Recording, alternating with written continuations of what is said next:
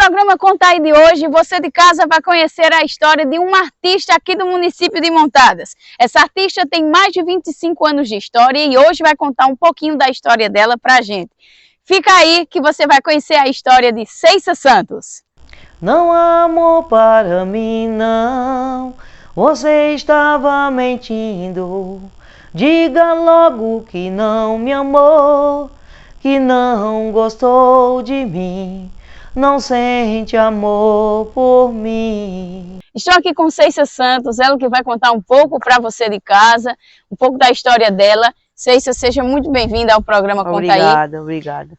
Ceissa, conta um pouco pra gente, em que ano você nasceu, em que lugar você nasceu, conta um pouquinho pro pessoal de casa. Eu nasci no ano de 1979, aqui mesmo no sítio Furnas, numa casinha perto da mata. Naquele tempo as crianças nasciam em casa, não tinha hospitais para atender, e eu nasci em casa mesmo pela mão da parteira. Só uma curiosidade que Ceissa falou, que ela nasceu em casa, na época de 1979, muitos partos que aconteciam nessa época eram feitos todos em casa. Qual era o nome da parteira? Era Dona Felizminas. Inclusive foi vereadora na cidade de Montadas, e nesse tempo não existia médico para atender. Ceissa é minha mãe, né? Vou chamar ela de Ceissa para ficar mais formal, mas Ceissa é minha mãe.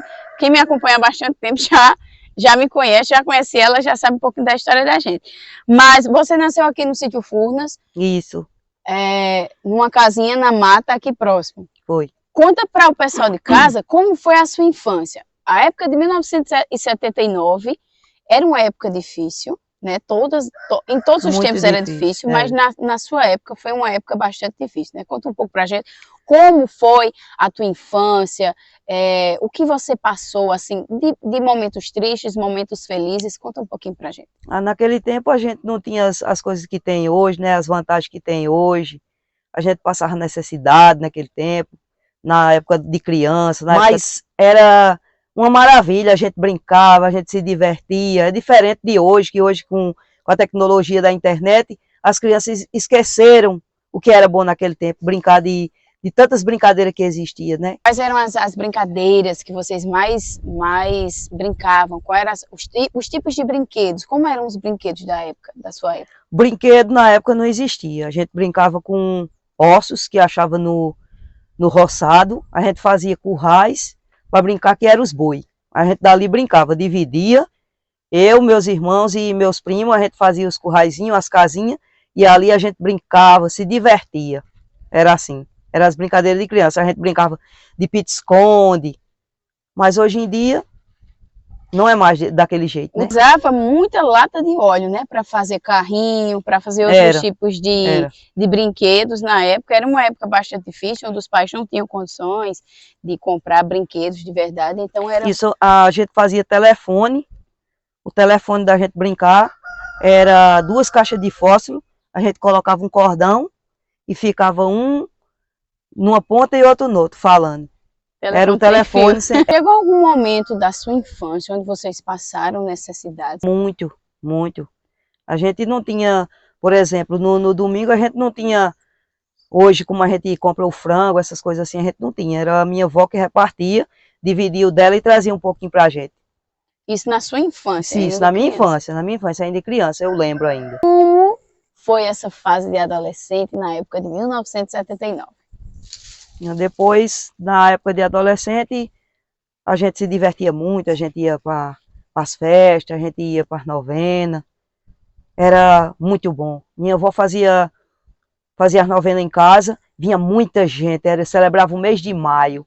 Ela fazia bastante pé de moleque, enfeitava os terreiros, enfeitava a casa, era para, quando as comunidades viessem, rezar, comer bastante e se divertir. Coisa que era bem presente antigamente era a segurança, né?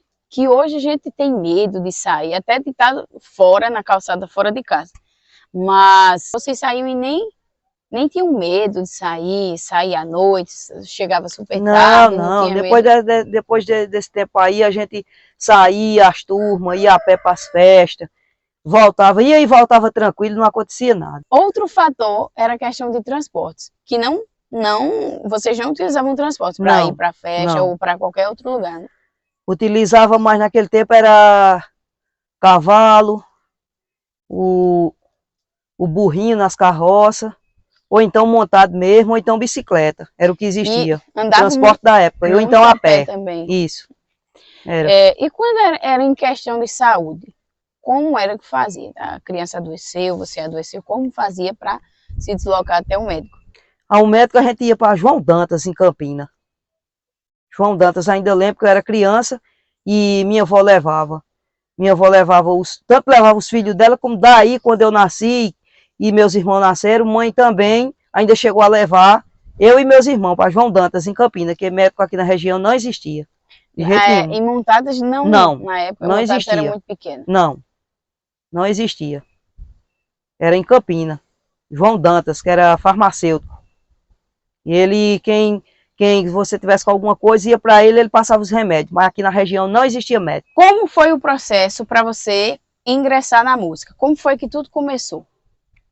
Antes disso, eu fui morar em Campina. Fui trabalhar lá e morar em Campina. Eu passei 3 anos e 7 meses em Campina, trabalhando e morando lá. Vinha em casa de 15 em 15 dias. Aí depois desses 3 anos e 7 meses que eu vivi lá, eu resolvi vir embora. E aí foi quando tudo começou. Eu creio que em 2003, 2004, por aí. Foi onde tudo começou a música. Eu comecei cantando em casa. E aí a minha prima Rosimar chegou para mim e disse que o namorado dela tem um grupo de forró, que chamava Apaixonados do Forró. E que daria certo para eu cantar com ele. E ela disse que ia cantar, ia falar com ele, que era para mim cantar. Aí daí a gente começou a ensaiar, começou a pegar música. Eu tinha um Walkman no tempo. Aí nesse Walkman era que eu pegava as músicas. Naquele tempo não existia a internet, né? Era fita cassete. Então eu comprava as fitas, botava no Walkman, ficava ouvindo e aí ia pegando, escrevendo na folha de papel para pegar as músicas. Aí daí Damião chegou para mim e disse que ia marcar um ensaio para a gente começar. Foi daí tudo começou. Comecei ensaiando com ele, e aí surgiu Os Apaixonados do Forró, cresceu mais um pouco com a minha entrada. Diante de muita dificuldade, quando a gente começou, não era carro apropriado, a gente ia em cima de caminhão para as festas, era localidades perigosas, mas a gente, assim mesmo, tirava a noite no forró e as pessoas se divertiam. Era raro ter alguma confusão, alguma coisa, era tudo tranquilo. Mas além de Apaixonados do Forró, quais outros grupos que você perpassou? Daí veio o Valdomiro Daniel. Eu saí desapaixonado, fui para Valdomiro Daniel. Valdomiro tinha um grupozinho de forró, e aí ele me convidou. Aí eu fui cantar com ele. Passei um bom tempo cantando com ele, a gente fez várias festas, cheio de dificuldades também. A gente ia de moto, levando teclado. Era um sacrifício grande, mas era de grande alegria passar para as pessoas. Quando a gente chegava, as pessoas festejavam quando a gente chegava numa motinha velha que ele tinha, com um teclado. E ali a gente fazia a festa. Foi de muita dificuldade, mas a gente vencia.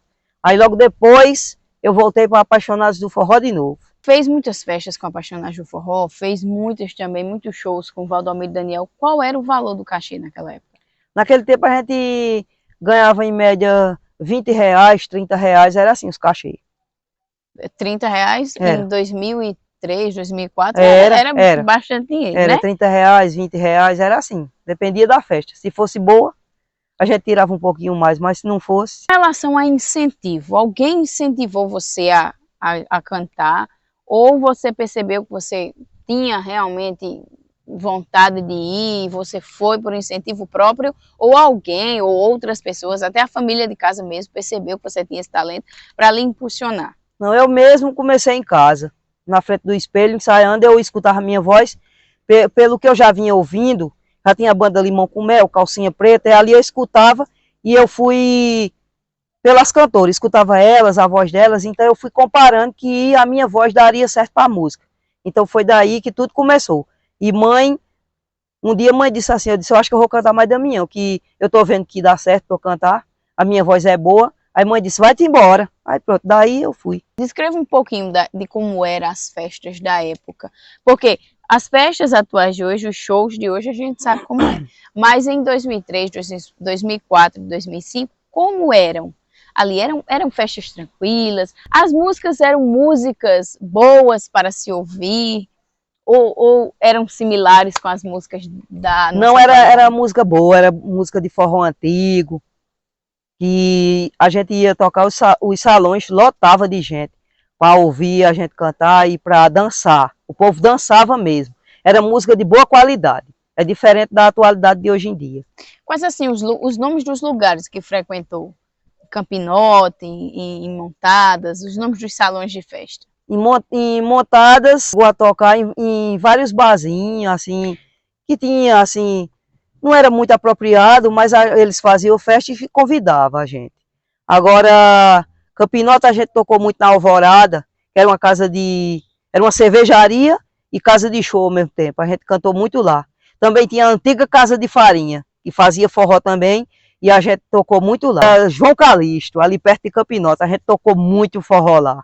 O antigo Cocobongo. A gente tocava demais lá, era muito bom. A gente ia a pé, os meninos pegavam as bicicletas, botavam em cima de um cajueiro, para ir dançar forró até as horas. Quando voltava, pegava as bicicletas de novo e vinha embora para casa. As experiências que você guardou, que mais marcaram? O que mais marcaram foi a quantidade de pessoas que ia para as festas ver a gente cantar.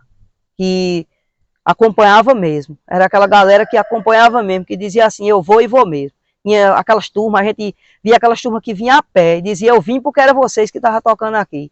Então isso para a gente era gratificante. Depois de muito tempo eu tive que parar de cantar, aí veio o Eduardo, o meu segundo filho. Além de Renata Santos, tem Eduardo Santos, que durante a minha gravidez eu tive que parar de cantar porque não tinha condições. Aí logo depois, agora em 2023, agora foi que eu voltei realmente a cantar. Qual o seu maior sonho dentro da música hoje? Você tem um sonho ou não? Você canta porque você gosta de cantar? Ou você tem algum grande sonho assim dentro da música? Dentro da música eu tenho um sonho de ser uma cantora profissional, de seguir carreira mesmo. Esse é meu sonho, de levar a minha voz, de levar a música para quem gosta, para quem se diverte.